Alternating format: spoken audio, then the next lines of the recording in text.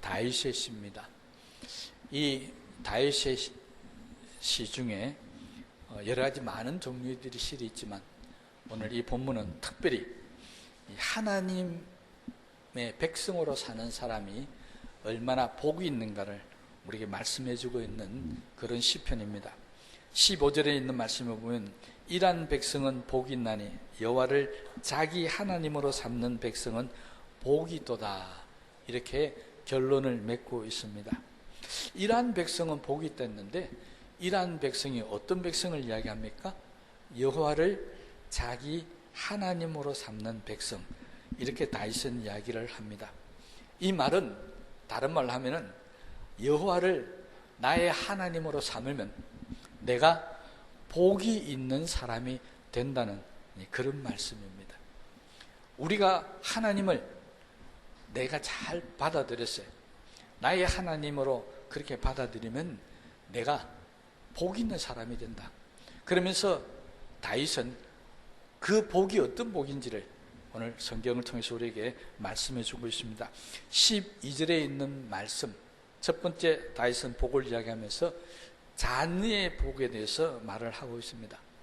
우리 아들들은 어리다가 장성한 나무들과 같으며 우리 딸들은 궁전의 양식대로 아름답게 다듬은 모퉁이 돌들과 같으며, 아들과 딸이 받는 복을 각각 다르게 말씀하고 있는데, 아들들은 어리다가 장성한 나무같이 그렇게 잘 성장해서 튼튼한 나무가 되어서 나중에 건물을 짓는다든지 또는 가구를 만든다든지 이렇게 사람들에게 유용하게 쓰임을 받을 수 있는 그런 나무가 된다는 것이고요.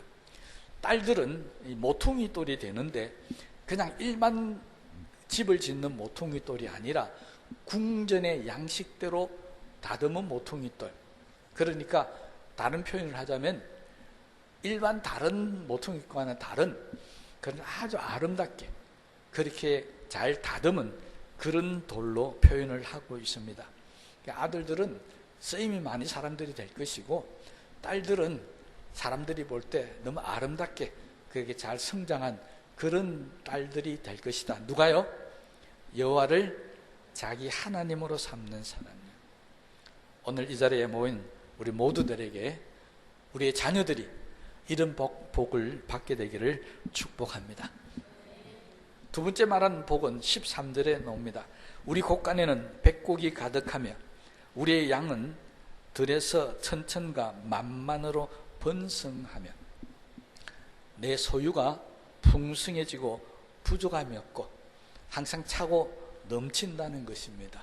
하는 일들마다 잘 되어지는, 그렇게 되는 이 물질적인 축복, 번성케 하는 축복을 지금 우리에게 말씀하고 있습니다. 여기서 우리가 한 가지 문제가 있죠. 우리는 여호와를 하나님으로 삼고 사는데 왜 이렇게 많은 것도 가지지도 못하고 왜 부자가 되어서 풍성한 여유 있는 이런 복을 누리지 못하고 살고 있습니까? 그렇잖아요. 우리 주변에 보면은 예수 믿는다고 다 부자가 되고 예수 믿는다고 다 풍요롭게 그렇게 사는 건 아니잖아요. 이 자리에 앉은 분들 가운데도 오늘 부족하고 또 좀 풍성했으면 좋겠다는 그런 소망을 가진 분들이 분명히 있을 겁니다. 근데 왜 그렇지 않느냐? 성경은 두 가지로 우리에게 이야기하는데, 하나는 여호와를 자기 하나님으로 아직도 삼고 있지 못하기 때문입니다. 여호와를 자기 하나님으로 삼는다는 이 말은 다윗이 어떤 의미로 가지고 이야기하느냐면요, 하나님이 나의 왕이시다라고 하는 그런 마음을 가지고 살아야 한다는 것입니다. 그것이 여호와를 자기 하나님으로 삼는 백성이라는 뜻입니다. 그러니까 다른 말로 하면 여호와는 나의 왕이십니다, 이렇게 고백하며 사는 그런 사람들이라는 것입니다. 그런데 예수를 믿기는 믿는데, 하나님을 믿기는 믿는데 아직도 하나님이 나의 왕이 되지 못하는 사람, 그런 사람들은 하나님께서 경제적이나 물질적인 복을 풍요롭게 아직 주고 있지 않다는 것입니다. 그러면 언제 받을 수 있습니까? 하나님을 나의 왕으로 인정하고 모셔드리는 것을 하나님께서 보실 때 이제야 내가 나를 왕으로 인정하는구나, 네가 왕이 아니라 내가 왕이구나, 그렇게 인정되면 그때부터 하나님께서 이 풍성한 복을 주신다는 것입니다. 이게 첫 번째고요. 두 번째는 좀 다른 문제인데요, 내가 하나님을 나의 왕으로 삼고 그렇게 지내는데도, 그런데도 물질의 풍요를 못 누리고 사는 사람도 있다는 것입니다. 아니, 금방 목사님 금방 하나님을 왕으로 삼고 사면 풍요롭게 해준다고 안 했습니까? 근데 왜 금방 말을 바꿉니까? 네. 그런데요, 이건 조금 다른 의미가 있습니다. 내가 정말 하나님을 왕으로 삼고 사는데도 불구하고 물질적이나 경제적인 풍요가 오지 않는 사람이 있다면 하나님은 그 사람에게 물질이나 경제의 풍요를 주시는 것이 아니라 하늘의 풍요를 주시는 사람이라는 사실을 깨닫게 되시기를 바랍니다. 여러분, 하늘의 풍요를 받는 사람은 이 땅을 살아가면서 땅에서 풍요를 하나님이 잘 허락지를 않습니다. 오히려 가진 것도 다 하나님을 위해서 사용하게 만드시고 가진 것도 다 이웃을 위해서 사용하게 만들더라는 것입니다. 우리가 잘 아는 세례 요한은 제사장의 아들이었습니다. 당시에 제사장의 아들이라면 최상류층의 삶입니다. 요즘으로 이야기하면 아주 부자로 살 수 있고 명예와 권세를 다 가지고 있는 그런 집안의 아들입니다. 그런데 세례 요한은 풍요를 누리지 못하고 살았습니다. 그가 먹는 것은 광야에서나 먹는 메뚜기와 석청이었다 그랬고, 그가 입은 옷도 다 낡은 옷 입고 집에서도 자지 않고 광야에서 그냥 살았다고 그랬습니다. 왜 최고의 선지자라고 하는 이 세례 요한, 주님의 길을 예비했던 이 세례 요한이 이 땅을 살아가는 동안에 물질의 풍요를 누릴 자격이 없어서 그렇습니까? 아니, 그가 태어날 때부터 그는 풍요를 누릴 수 있는 환경 가운데 자랐지만은 그러나 그는 스스로 그것을 포기해버리고 오히려 광야로 나가버렸습니다. 이유는 하나였습니다. 하늘의 풍요를 누리기 위해서 그렇습니다. 세례 요한뿐만이 아닙니다. 우리가 잘 아는 바나바도 마찬가지잖아요. 초대교회가 세워지고 교회로 몰려드는 많은 가난한 자들을 구제하기 위해서 교회 헌금을 드리고 헌물을 드리고 할 때 바나바가 앞장서서 다 하나님께 드린 사람입니다. 오히려 하나님께 받은 자가 아니라 가지고 있는 것도 하나님께 드리는 자로 변화된 것은 이 땅의 풍요를 포기하고 하늘의 풍요를 원했기 때문에 그렇게 할 수 있었다는 것입니다. 여러분은 어떤 사람이 되기를 원합니까? 이 땅을 살아가면서 이 땅에 물질적이나 경제적으로 풍요를 누리기를 원하십니까? 아니면 하늘의 풍요를 누리기를 원하십니까? 똑똑한 사람들은 둘 다요, 그렇게 할 겁니다. 근데 만일 하나만 택하라고 한다면 저는 오늘 우리 성도님들이 기왕이면 하늘의 풍요를 택할 수 있는 그런 사람이 되었으면 참 좋겠습니다. 왜? 그것은 영원한 것이기 때문에 그렇습니다. 그것은 이 땅에 누릴 수 있는 것이 아니라 하나님의 나라에서 영원히 누릴 수 있는 정말로 가치 있고 보배로운 것이기 때문에 그렇습니다. 이것을 알지 못하는 사람들은 이 땅의 풍요를 누리려고 합니다. 그러나 믿음이 깊어지고 하나님을 사랑하게 되고 기도가 점점 쌓이게 되면 결국은 하늘의 풍요를 원하는 사람으로 바뀌어지게 되어 있습니다. 이것이 하나님을 왕으로 삼는 사람들의 참된 모습인지도 모릅니다. 그리고 14절에는 마지막으로 평강의 복을 다윗은 이야기를 합니다. 우리 수소는 무겁게 실었으며 또 우리를 침노하는 일이나 우리가 나아가 막는 일이 없으며 우리 거리에는 슬피 부르짖음이 없을진데, 소가 무거운 것을 실었다는 것은 경제적인 사정이 좋다는 겁니다. 왕래하면서 거래하면서 소가 많은 짐을 실어 나른다는 것은 굉장히 경제적인 사정이 좋다는 것이죠. 우리도 그렇잖아요. 배에 컨테이너를 가득 싣고 수없이 많은 배들이 항구를 드나들면 그 나라 경제는 굉장히 활성화되었고 잘 되어져 있다는 증거입니다. 그러니까 옛날에는 소가 그 일을 감당했으니까 소가 많은 짐을 지고 그렇게 다녔다는 것은 그만큼 경제적인 사정이 좋다는 것이고, 침노하느냐 우리를 막는 일이 없다는 것은 나라가 강성해져 있어 감히 다른 나라가 침략해볼 그런 꿈도 꿀지 못하는 그런 강한 나라가 되었다는 것이고, 거리에 다니는 사람들이 슬피 부르짐이 없다는 것은 억울한 일을 당하고 고통스러워하는 그런 백성이 생기지 않을 정도로 사회가, 나라가 안정이 되고 편안해졌다는 것을 이야기를 하고 있습니다. 그러니까 이 14절은 개인의 평안을 이야기하는 것이 아니라 나라와 사회의 평안을 지금 이야기를 하고 있습니다. 나라가 어지러워지고 사회가 어지러지면 당연히 그 속에 살아가는 우리도 불안할 수밖에 없습니다. 그러니 다윗은 우리가 하나님의 백성이 되면 우리는 이렇게 나라가 안정이 되고 편안하게 살 수 있다라고 그렇게 이야기를 합니다. 결국 다윗은 하나님을 왕으로 삼고 사는 사람들은 세 가지로 압축해서 이야기합니다. 자녀들이 잘 되어진다는 것이고, 물질적으로 풍요를 누린다는 것이고, 마음적으로는 걱정하거나 염려할 일이 없이 사는 그러한 삶을 살게 된다는 것입니다. 우리가 모두 바라는 그런 복이겠죠. 이런 복을 자기 하나님으로 삼는 백성, 하나님을 왕으로 삼는 백성에게 주신다고 그렇게 다윗은 선포를 합니다. 자기 백성들에게요.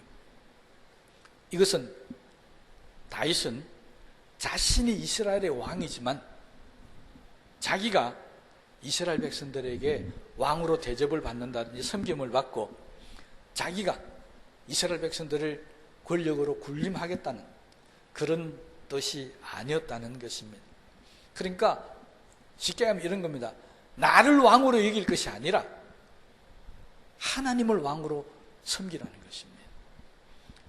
나에게 와서 절을 할 것이 아니라 하나님께 가서 경배와 찬양을 드려야 그것이 나라가 잘 되고 가정이 잘 되고 우리가 잘 되는 것이라고 그렇게 지금 가르치고 있습니다. 다윗은 자기가 바라는 것은 자기를 잘 섬기라는 게 아닙니다. 자기가 어떤 권력을 누리겠다는 게 아닙니다. 백성들에게 하나님의 복을 받아 누리라. 나를 왕으로 삼지 말고 이 하나님의 복을 받기 위해서는 내가 아닌 하나님을 왕으로 섬겨 살아라고 그렇게 지금 가르치고 있는 겁니다. 저는 이 설교를 준비하면서 우리나라 지도자들도 이런 지도자들이 많이 나시면 참 좋겠다 그런 마음으로 잠시 기도를 했었습니다. 다윗처럼요, 내가 잘 먹고 잘 사는 것이 아니라 내 권력을 드러내는 것이 아니라 온 백성들이 하나님의 복을 받으시면 좋겠다. 온 백성들이 정말로 풍요롭게 살고 염려와 걱정 없이 살고 다른 나라로부터 침략받을 그런 위험이 없는 그런 나라가 되었으면 좋겠다라고 생각할 수 있는 그런 지도자가 있는 나라, 얼마나 복된 나라겠습니까? 이 시간 이후로 여러분들도 이 기도를 꼭 하시기를 바랍니다. 백성들이 부유하고 사회가 염려 걱정 근심이 없고 나라가 강건해져서 다른 나라의 침략을 받지 않는 이런 일을 할 수 있는, 그리고 한 가지 더 나아가서 하나님을 자기의 왕으로 삼을 수 있는 그런 다윗과 같은 그런 지도자들이 많이 나올 수 있도록 함께 열심히 기도하시기를 바랍니다. 이것이 다윗이 말했던 바로 여호와를 왕으로 섬기는 사람들의 복이었습니다. 이어서 다윗은 전쟁에 대한 이야기를 또 합니다. 다윗은 자기가 나가서 전쟁에 나가서 싸우고 다른 대적과 싸우는데, 그런데 자기가 싸우는 싸움은 이것은 내가 싸우는 것이 아니라 하나님이 싸우는 전쟁이 되어져야 한다는 것을 지금 선포하고 있습니다. 그러니까 무슨 말이냐니까 전쟁을 칠 때마다 하나님 이건 내가 싸우는 게 아닙니다. 하나님이 대신 싸워주셔야 되겠습니다. 이런 마음을 갖고 다윗은 전쟁을 했다는 것입니다. 그런데 오늘 8절에 있는 말씀을 보면 다윗이 한 전쟁 중에 여러 다른 나라와 싸운 전쟁도 있겠지만 특이한 전쟁을 하나 이야기하고 있는데요. 그들의 입은 거짓을 말하며 그의 오른손은 거짓의 오른손이니이다. 이게 다윗이 싸우는 사람들이라는 것입니다. 여러분, 오른손은 뭘 나타냅니까? 언약, 맹세를 나타내는 손입니다. 그래서 우리가 선서할 때 어떤 손을 들으라고요? 오른손을 들으라고 그럽니다. 그래서 선서를 하기 싫은 사람들은 살짝 무슨 손을 들면 됩니까? 그래서 나는 오른손 안 들었다, 나는 왼손을 들었다, 왼손은 반대한다, 뭐 그렇게 핑계를 대도 되겠죠. 오른손은요, 이 사람들과 싸우겠다는 이야기는 거짓말하고 맺은 약속도 그냥 팽개쳐버리는 이런 배반자들, 배신하는 사람들, 이런 사람들을 대상으로 싸우겠다는 것입니다. 그러니까 이 전쟁은 하나님이 우리를 위해서 대신 싸워줘야 되는 전쟁은 어떤 전쟁이냐 하니까 영토를 차지한다든지 뭐 다른 나라 침략했을 때 이기기 위한 그런 전쟁이라기보다는 우리가 살아가는 우리 주변에 정말 거짓말하고 약속도 밥 먹듯이 그냥 바꿔버리고 한 이런 사람들이 우리 주변에 너무 많이 있는데, 이런 사람들과 싸울 때 우리가 싸우면 맨날 손해본다는 것입니다. 여러분, 우리 예수 믿는 사람들은 진리를 배웠던 사람이고 진실하게 살아가라고 배웠던 사람입니다.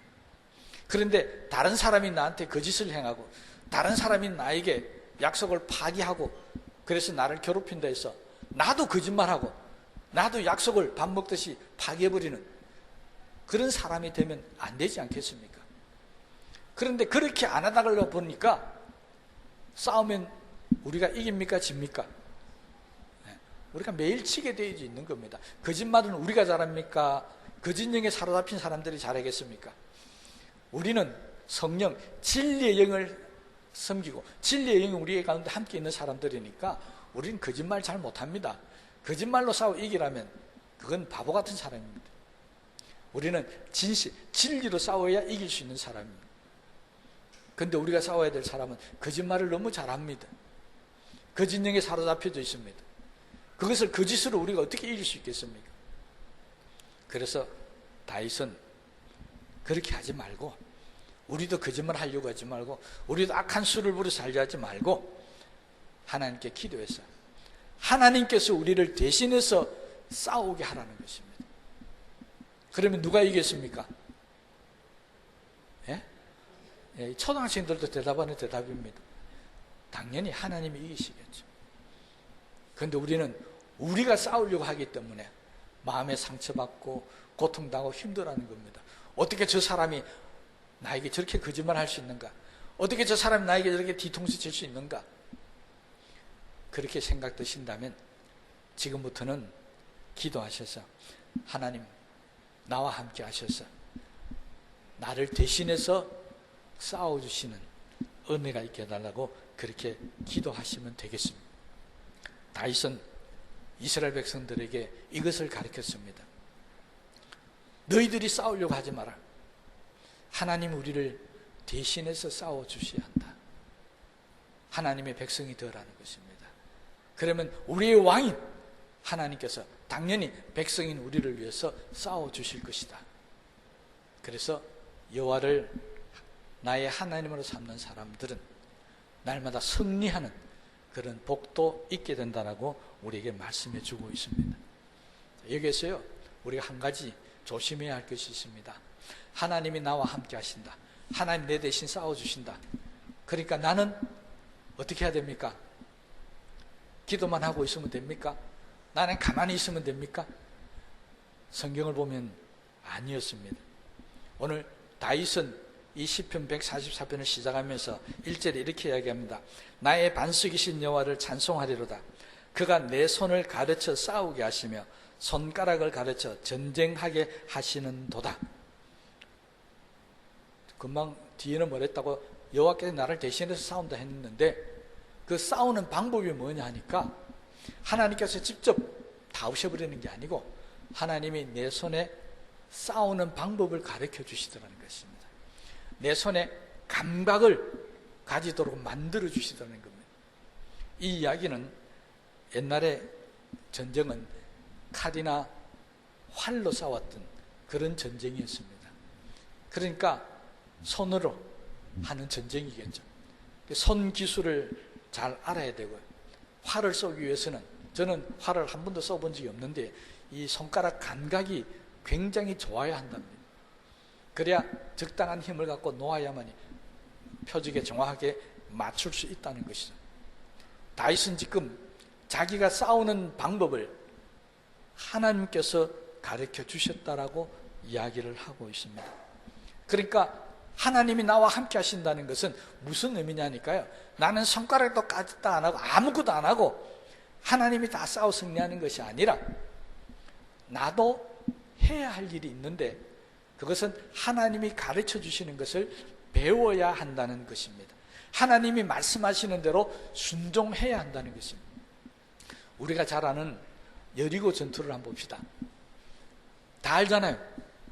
여리고 전투는 이스라엘 백성이 싸운 전쟁입니까? 하나님이 싸우신 전쟁입니까? 당연히 하나님이 싸우신 전쟁입니다. 이스라엘 백성이 싸웠다면 결코 이기지를 못했을 겁니다. 그런데 하나님께서 이 여리고를 무너뜨리면서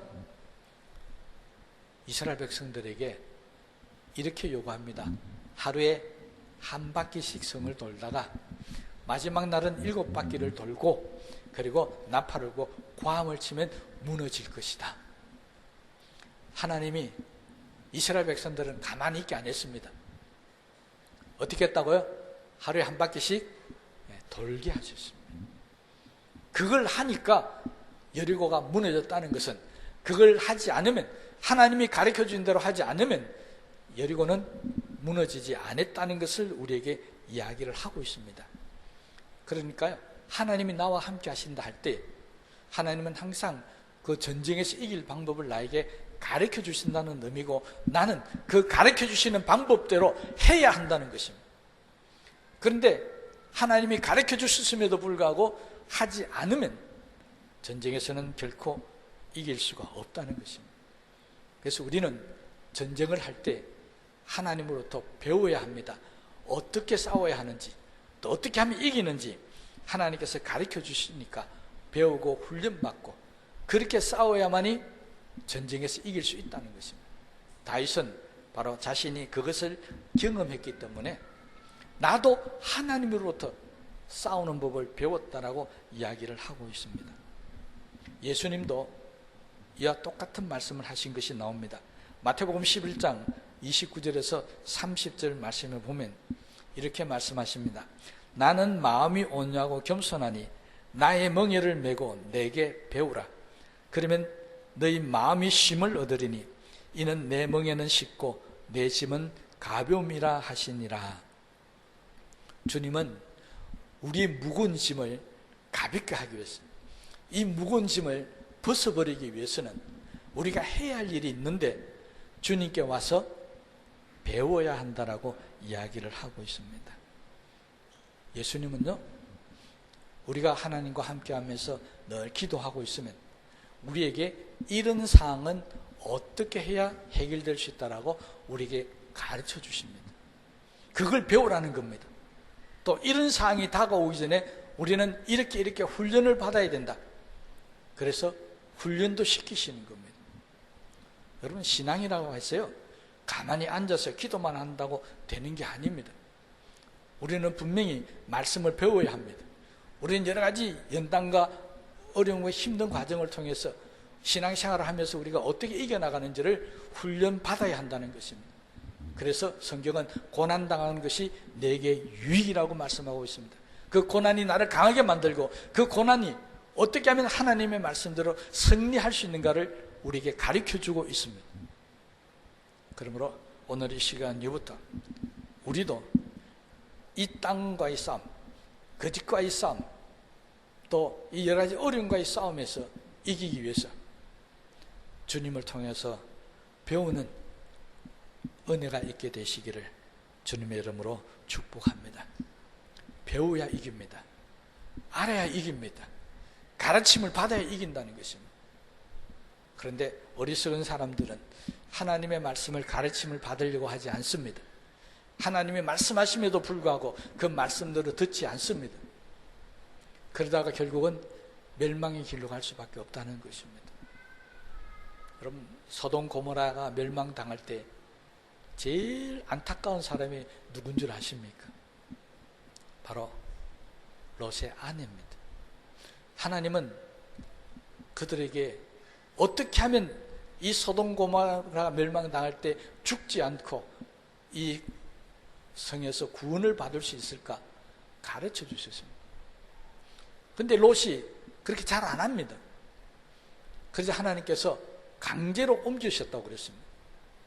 그러면 말씀대로 따라가야 되지 않겠습니까?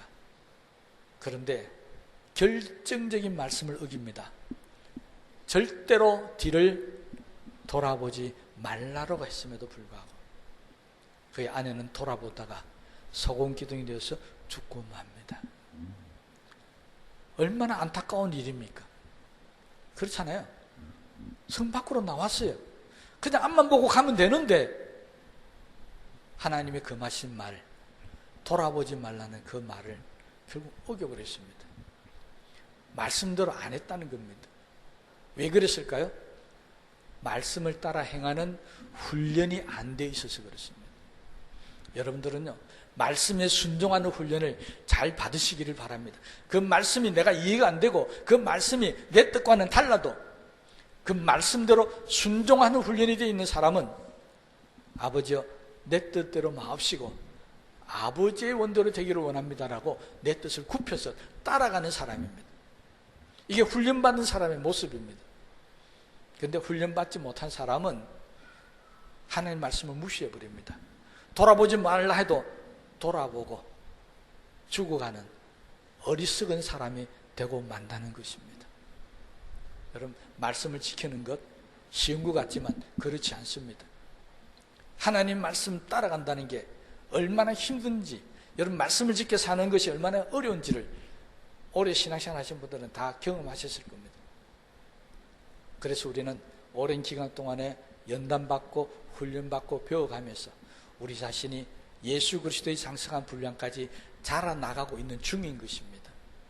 앞으로도 여러분 하나님의 말씀을 잘 배우시고 잘 훈련받아서 하나님의 복을 받아 누리는 복된 사람들이 다 되시기를 주님의 이름으로 축복합니다. 모세가 느보산에서 멀리 요단강을 건너서 가나안 땅을 쳐다보면서 이스라엘 백성들에게 마지막으로 남긴 말씀이 있습니다. 저는 오늘 이 말씀을 가지고 다윗이 말했던 정말 하나님의 복받는 사람 되기를 간절히 소망하면서 이 말씀을 소개하고 마치려고 합니다. 신명기 33장 29절 말씀입니다. 모세는 마지막으로 이스라엘 백성들에게 이렇게 이야기합니다. 이스라엘이여 너는 행복한 사람이로다. 여호와의 구원을 너같이 얻은 백성이 누구냐? 그는 너를 돕는 방패시여 내 영광의 칼이시로다. 내 대적이 내게 복종하리니 내가 그들의 높은 곳을 밟으리로다.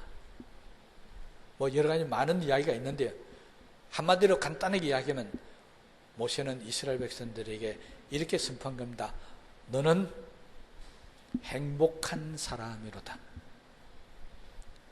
하나님을 믿고 따르는 이스라엘 백성들은 모세의 눈에 너무나도 행복한 사람으로 보였다는 것입니다.